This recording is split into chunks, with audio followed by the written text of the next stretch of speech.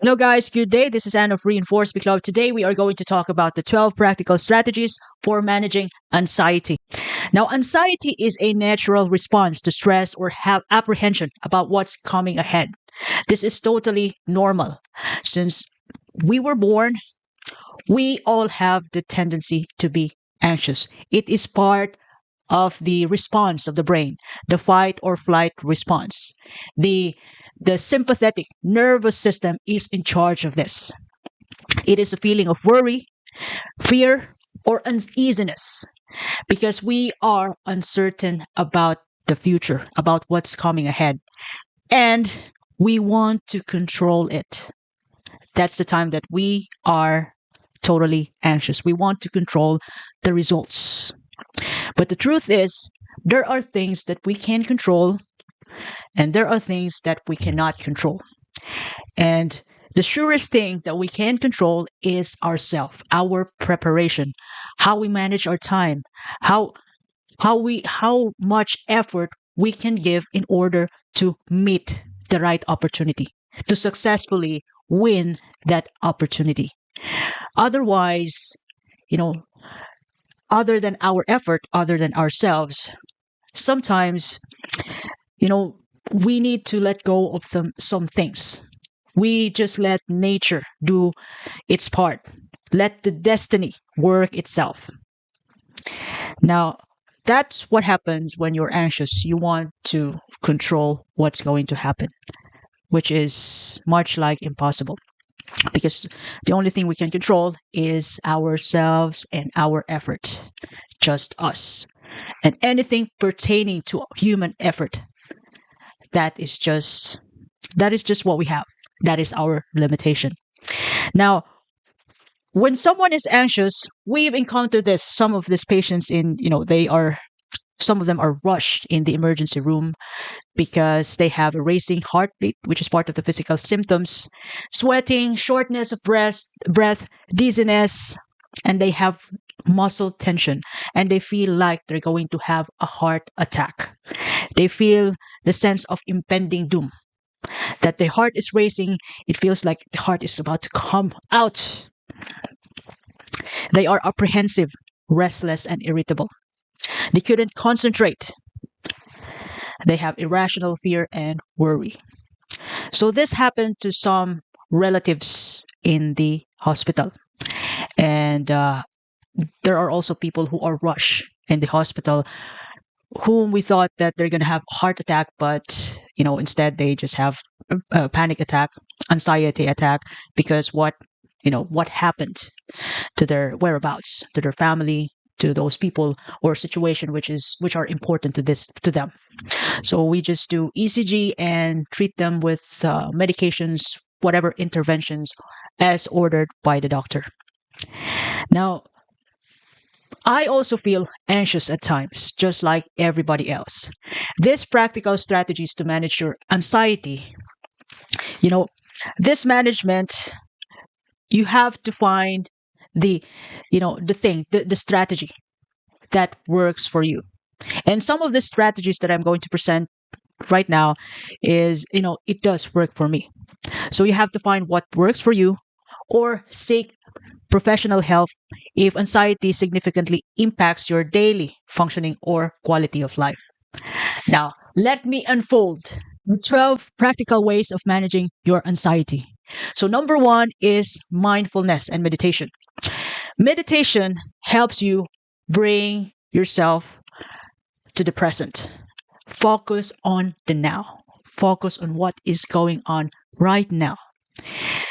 So, now meditation can help you reduce anxiety by promoting relaxation and increase your awareness of the present moment. Now, what's going to happen when you meditate is that you are going to focus on your breathing. And then after your breathing, you're going to feel your heartbeat, the sensations around your body, even the coldness on your feet. You can even feel your forehead. And after feeling your entire body, you can even feel the environment around. That is why you have to be in a quiet place when you meditate, especially when you are a beginner. And after feeling the environment, your surrounding, you can even appreciate the the birds outside your window, and then you are exactly right here and now by simply feeling the physiology around your body, feeling your own life, feeling the nature, sensing how your surrounding, how your body works for you, how your body serve you, how alive you are, how in that way, when you are meditating, you are much grateful about you know how the world is made, how God made us. That's You can even make meditation as your workout, regular workout. That would be great. It brings you on what is exactly happening right now, which absolutely starts in you. Well, I do meditation at times, not regularly, but I only do it when I am stressed out. So I do deep breathing and then appreciate my sensation, my heartbeat. I appreciate my life.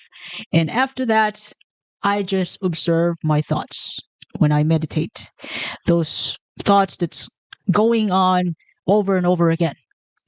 And up to the point that I can finally figure out the root of the problem, and then I write it down on my journal, making my invisible thoughts into tangible one by writing it down on my journal. And I create a solution out from those, to really to resolve the problem that I have in my head. And that's how mindfulness helped me. I do it sometimes. Now, another thing, which is number two, another strategy which can help you manage your anxiety, is deep breathing exercise. It is a controlled breathing technique, such as diaphragmatic breathing, which can help you calm your body's stress response and promote relaxation. Now, there is what we call a 4-7-8 diaphragmatic technique. So 4-7-8 means you breathe in 4 seconds, holding your breath for 7 seconds, and then exhale for 8 seconds. So you can do this when you encounter your triggers, but you need some space. You need to away from your triggers in the meantime, and then soothe yourself. Breathing technique until you can divert your focus out from your trigger. Now, number 3 is regular exercise. Physical activity has been shown to reduce symptoms of anxiety by releasing endorphins. These are happy hormones and improving your mood. So you can aim at least 30 minutes of moderate exercise most days in a week, or you can make it every day. That is also a form of self-care and self-love. So, yeah, based on my personal experience, I do exercise 3 to 4 times a week based on my day off. So I usually have day off 3 times a week or 4 times a week. And I do exercise in those times, at least an hour. Not really, the aim of my workout is for fitness, but I do work out hard when I'm stressed while listening to my favorite song or podcast. So whenever I do that, I'm in pain, I was stressed, I work out hard. And it helped me gain solutions when I have a problem, when I am stressed. My mind can come up with, better perspectives compared to when I am stressed. So when I am stressed, I can release the tension, my muscle tension, through workout. And working out do help me a lot. It helped me get away from overthinking. It helped me get away from depression, feeling of being stuck.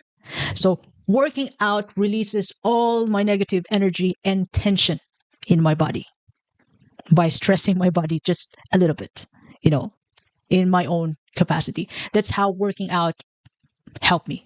So I hope this will serve you too, and help you release endorphins, and you can see the outcome of your efforts when you look at yourself in the mirror in the long run. So the result of the workout is not immediate. It's not a rocket science. You have to keep this habit in the long run until you see the results. Now, number 4 is healthy lifestyle. Prioritize adequate sleep, balanced diet, and limiting caffeine and alcohol intake, as these factors can exacerbate anxiety symptoms. In the most part, I can justify that sleep will help you ease the pain, will help you ease the tension. Sleep is the capital of our daily, one of the best capital of our daily living. When we have a good sleep, we can produce a good quality of work. We can be in the present. We're not stressing out about other stuff because we did have a good rest last night. So value sleep. That is one of the best capital that we have as a human being. Have a good rest. Now, another thing is number 5, journaling. Keeping a journal can help you identify triggers for your anxiety, track your symptoms, and express your thoughts and feelings. You can even do a gratitude journal, or writing down your worries, followed by potential solutions on your journal. So I even do journaling. I have a journal for 3 years now. So there are some weeks wherein I have noted the same problems for 3 days, 4 days, even a week. And I have a couple of solutions on the same problems, but those solutions are tweaked, the following day. I have tested those solutions. So my journal is another way for me to give out my problem and my worries. And so I can state some solutions out of those problems and worries. Journaling helped me by making those thoughts in my head much tangible, wherein I can hold on those thoughts. I can do something about it. So that is my way. That's how I think about journaling. And it even helped me brainstorm with myself. I can even research into Google how to solve this particular problem with an evidence-based way. So that's how journaling is helpful. You can even write down your top 10 things to be grateful for in your journal every morning or before you go to bed. So that will help you out regain an extra energy to survive, to get through the day, by solving your problem, by thinking about the positive side of life by journaling. Now, number 6 is guided imagery and visualization. So visualizing calming scenes or engaging in guided imagery exercise can help you shift your focus away from anxious thoughts and promote relaxation. So this means that whenever you feel stress, whenever you feel that you don't know what to do, you think about your loved ones. You think about the beautiful things that happen in your life. You think about the love of your life. You think about your family. So I can observe this to some managers who have their family picture in their office. So that it means that, these are their inspiration. You can also have a vision board. Well, I do have a vision board. I look at my vision board whenever I wake up and before I go to sleep. It reminds me about my main responsibilities in life. That's why I have to get through the day. I must live a good quality life because I am always been reminded by my vision board. So my vision board is like a family portrait to me. Everything is there. So you can also do that. Or you can have a family picture or the picture of the love of your life on your phone or in your wallet. So whenever you feel stressed, whenever you are in your downtime, you can just have a look at the picture of your inspiration, whatever is that. That's actually inspirational though. Some people, they have the picture of their kids, of their boyfriends and girlfriends on their phone, which helps them get through the day. Or imagine the perfect time, your favorite times, your favorite memories. That is guided imagery and visualization. Number 7 is self-compassion practices. Treat yourself with kindness and understanding, especially during times of stress. Practice self-compassion exercises by soothing touch or writing yourself a compassionate letter. So you can even write down, to your future anxious self, the instruction about what you must do whenever you feel anxious. You can write down to your future anxious self ahead, and whenever you encounter the triggers, you can just read the letter that you write for yourself. Well, I actually have a letter for myself. I can relate to this though. It was a letter that I found way back 2017. It was in one of my books there in the other room that I was meant to read in 2023. So I write down my assignments five years ago, and then check on those assignments if I ever accomplish them. So some of them were accomplished, while some of them weren't. So what I did was I put it, I turned it into picture and I put it on my vision board. So I am going to work on those assignments as long as I live. So that's the meaning of it. And soothing touch. So if you ever remember how our parents, our mom and dad, soothe us when we're out of control way back when we were a child. Sometimes they give us a pat, or they touch our back, they soothe our shoulder.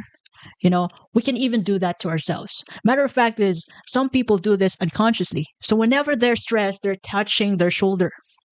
They're soothing themselves by a soothing touch. They touch their shoulders, they touch their arms, opposite arms, like this. You can even do that to yourself.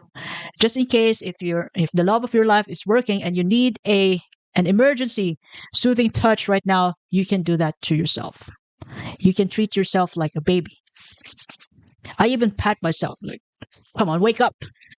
Do something about it. It's a different way. It's not a soothing. Sometimes it's a wake up call for me to touch you, wake myself up, to come up with a better idea, a solution for the problem. So I pat myself, wake up. So that is self-compassion for me in a different way. Now, number 8 is limit exposure to anxiety triggers. So it's important for you to identify the sources of anxiety in your life and take steps to minimize exposure to them whenever possible. This might be including, setting boundaries with toxic individuals, ambivalent individuals, limiting news consumption, or avoiding caffeine if it exacerbates your anxiety. So I brought about this so-called ambivalent people because, this ambivalent people, you don't really know if they're into you or not. They're 50-50. They're not fully committed. They can, trick you, or they are question mark for you, whether whether you can trust these people or not. And, trying to find a way, to find out if these people are into you is such a waste of energy. And it will even leave you in a gray area, still questionable. So it's way better to really just hang out on those people who are rooting for you 100%, those people whom you can trust. It's way better to hang out with them without a doubt, because this ambivalent people and toxic people is totally will give you doubts, will doubt on you, will bring you down energy-wise. They're not good for you. And you can also refrain from watching news. I know it's quite impossible to really stay away from the media because media is everywhere. It's on our phone, basically. You can avoid the TV, but it's on the phone. And you can even hear what the media is talking about by means of just hanging out with your friends. Your friends are talking about it. So just since that's already happening, that people can talk about, the talk of the town, you can just refrain, or if you can manage to not watch the TV, you can do that. And besides, the news is just all around you. And stay away from those people, from those situations which can trigger your anxiety. Number 9 is establish a relaxation routine. Incorporate relaxation techniques into your daily routine to help you manage stress and anxiety proactively. So this could include taking a warm bath. But to some people, they love cold bath with ice. They want to startle their brain, their nerves. They want a healing. They want to trigger a healing in their body by plunging themselves into the cold, ice cold water. Well, if that works for them, then why not? You can even listen to calming music, practicing mindfulness before going to bed. If you have problems at work, or if you want to be in peace before going to bed.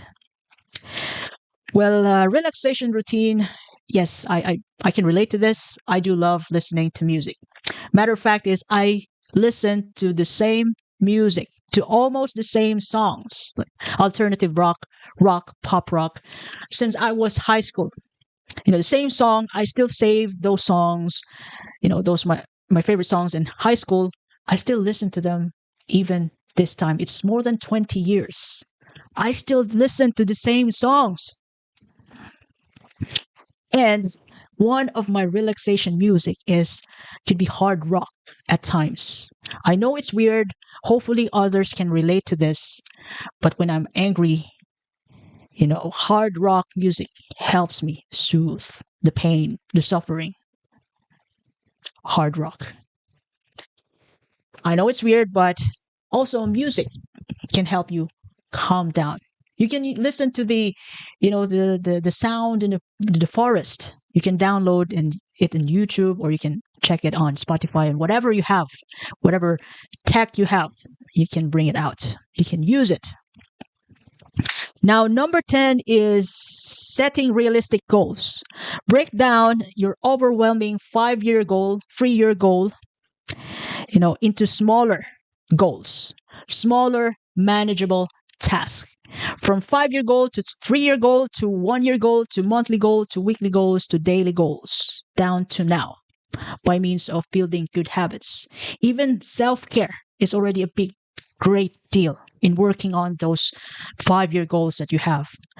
You have, thinking that you're doing something today, heading to that 5-year goal, it already means a lot. It means that you're working on that. It means that since you're excited to work on that goal, 5-year goals, that 5-year goal is also excited to meet you there. So break down those long-term goals into manageable steps and set as realistic goals for yourself. Celebrate your progress along the way to boost your confidence and motivation. Plus your journaling, plus your self-compassion, plus your guided imagery. All these strategies are just, is already a great deal for you to really become a fighter, become a warrior, become a master, of those things which can enslave you. And one of this is anxiety. So number 11 is connecting with nature. Spend time outdoors and connect with nature to reduce stress and anxiety levels. You can take a walk in the natural settings, spend time gardening. Yes, indeed, there are people who love to do gardening as a way of soothing their, overthinking, soothing their stress. This is gardening for them is a way to really get by with the day and forget about their problems, take control of their problems, releasing the tension by means of gardening. Or you can simply sit outside and observe your surroundings, connect with nature. And lastly, seek support. Talk to your trusted friends, family members, or mental health professional who can provide you emotional support and practical advice for managing anxiety. There is nothing wrong with asking help, from your parents, from your trusted friends, even from your therapist. For me, I would love to, if I have a great deal of money, I would love to hire the best coaches in the world. People with great minds, so I can borrow some of their ideas. They'd be happy to hand it to me, and I can work on those ideas, implement those ideas in my life, and even tweak them a little bit. I'd be happy to to be coached. I'd be happy to have a therapist who can help me become a better person. So the point of coaching and having a therapist is it doesn't mean that you are helpless. It means that you are taking control of yourself. You care about yourself. You want to recover. You want to survive. You want to become you want to become better. You want to become the best version of you. You want to bring out the best in you. So that's how it is when you know, that's the meaning of seeking support. You want the best perspectives. You want the best option so you can make an intervention, do something about your problem, or you can just better yourself. So I hope this message today to really help you a lot. And if you love this content, you can share it to your family and friends. You can follow me in Facebook, YouTube, Spotify, and Apple Podcasts. I help me spread the good news. Let's help each other.